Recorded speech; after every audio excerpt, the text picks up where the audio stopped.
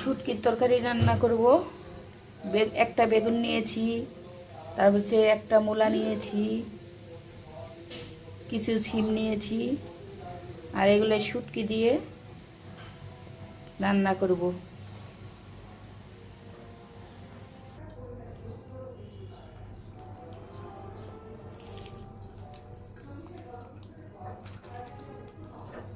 পেঁয়াজ কুচি,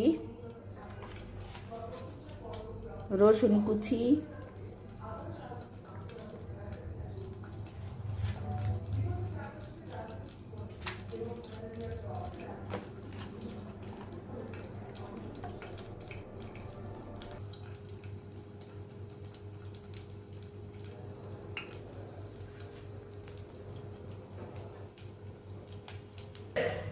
তারা লবণ দেয়, হবো না?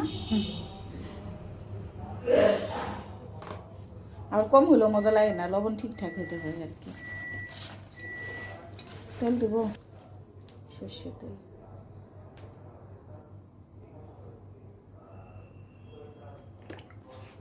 সর্ষের তেল দিয়ে শুটকি, আলু, বেগুন সব কিছু মিক্স করে আমরা তরকারি রান্না করতেছি, শুটকির তরকারি। তরকারি মাখানো হয়ে গিয়েছে, এখন সব কিছু দিয়ে সর্ষের তেল দিয়ে মাখিয়ে বসাই দিছি তরকারিতে। হালকা হালকা ঝোল থাকবে। আর আমাদের গ্যাসের অবস্থা দেখেন, আমাদের গ্যাস নেই, হালকা গ্যাস, এই জন্য দেরি হবে। আমি শেষটুক দেখাতে পারলাম না রান্না। সবাই ভালো থাকবেন, সুস্থ থাকবেন, আল্লাহ হাফেজ।